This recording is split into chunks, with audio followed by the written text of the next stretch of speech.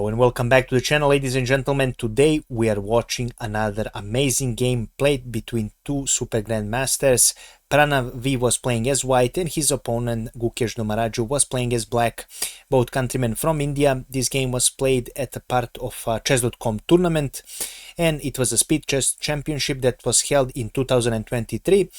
We have a truly exciting gioco piano game that ended in only 23 moves.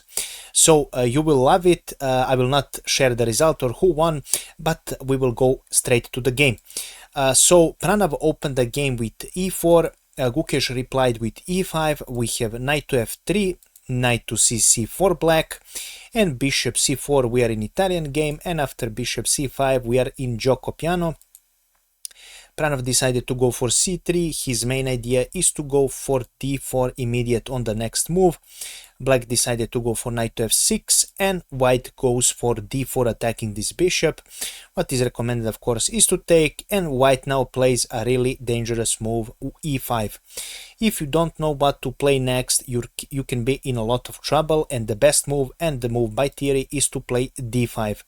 And now with this move, white has a few options. He can go back, he can go bishop b5, is both okay. And in this position, if you decide to take this as white, of course this is a possibility. Then d takes on c4, and black is actually doing better in this position. So this is why I mean, you can I will show you the continuation until the very end. So you will lose the castle here, but right now you are doing better by computer, and black actually wants this position to happen. Of course, white is Pranav and he knows what to do. So in this position he played bishop to b5. We have knight to e4, which is a standard move by theory. C takes on d4 for white, and Gukesh retreats his knight with bishop b6. White continues with bishop e3 to continue protection of this d4 pawn, and we have bishop g4, dangerous move, a nasty move, unpleasant move, and now simply pinning this knight. Pranav plays h3 to see where this bishop will go. For now, Gukesh keeps this bishop on the same diagonal with a bishop h5. White continues with knight to c3, and game continued with castle for both white and black. And in this position, Gukesh decided to go for aggressive approach, and he plays f5 with the idea to go for f4 on the next move.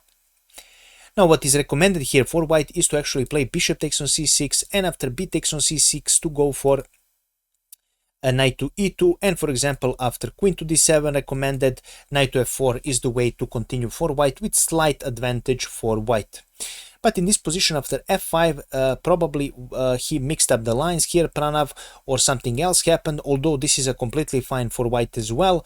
He played knight to e2. In this position f4 is recommended by computer, but black actually decided to go for bishop takes on f3. After g takes on f3, yes, it looks like this is dangerous. Not there, but going on h4, of course. But white king is completely safe, and this is perfectly fine by white, so nothing too scary for now. Here black goes for a knight to g5, which is actually slight inaccuracy in the position. And the reason why is after a knight, actually because after knight to g5, the recommended move was actually to go f4 here. So as you can see, after knight to g5, these two pawns are attacked, and it looks like after f4 that white will lose a pawn, and it would be really difficult here to defend, but it's actually not. I will show you. After knight to takes on h3, king goes on g2, and white is simply fine. After, let's say, queen to h4, we first take with bishop takes on c6, and after, let's say, queen to g4 check, we block with knight to g3, also discovering attack on this queen. After b takes on c6, we continue with queen takes on g4, and after f takes on g4, f5, yes, for a moment black has a pawn up, but white enjoys a much more pleasant position because of these dangerous passed pawns. White is almost 2 points in advantage. So this was the way to go after knight to g5, but this was a speed chess championship. Game was blitz tempo, and white decided to go for king to g2, which seems completely logical. Both of these pawns are now protected. Why give a pawn when you don't need to? But this leads to a huge positional advantage for black with f4. Right now it looks like this is a gambit gambit of a pawn, but after knight takes on f4, Gukesh prepared a surprise with knight picks up on d4. Now it's already getting dangerous here, this invasion with these knights, so that is the reason why bishop takes on d4 was played for Pranav. After this, the Gukesh idea will now reveal. So rook takes on f4, and now you sacrificed. You didn't actually sacrifice anything. The material is balanced and you have a much more active pieces, and now black is doing better. So what to do in this position? Bishop goes on e3 was played. This pawn was really difficult to defend, and after rook takes on f3, Gukesh now prepared a small trap for his opponent, hoping that he will fall into it. Now after rook takes on f3, the best continuation was a bishop to e2, and after queen to d7 to pick up this rook. If you decide to pick up this rook, then queen takes on h3 check, king g1, and after knight picks up on f3, the only move is to sacrifice your queen to save checkmate. Queen takes on f3 and black is winning. So after bishop to e3 and rook takes on f3, now unfortunately Pranav here fall for the trap and he picked up this knight with bishop takes on g5. It looks like this rook can be taken easily afterwards and white is simply winning, but queen takes on g5 was played for Domaraju Gukesh. Right now in this position there is not much you can do. If you go on h2 here, then computer actually recommends queen picking up on e5, and the checkmate is incoming here very soon. After king on h2, for example, the best line, rook a to f8 comes, and the checkmate attack is coming. You will be forced to sacrifice your queen. Even if you sacrifice your queen, you will be done.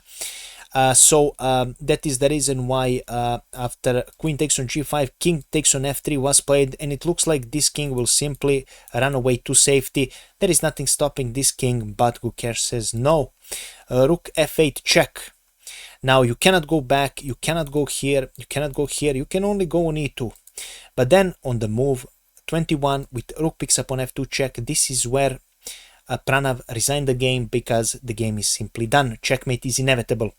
If you didn't see it, let's say right now you play rook picks up on f2, then the game continues with queen e3 check, and again this king cannot escape anywhere.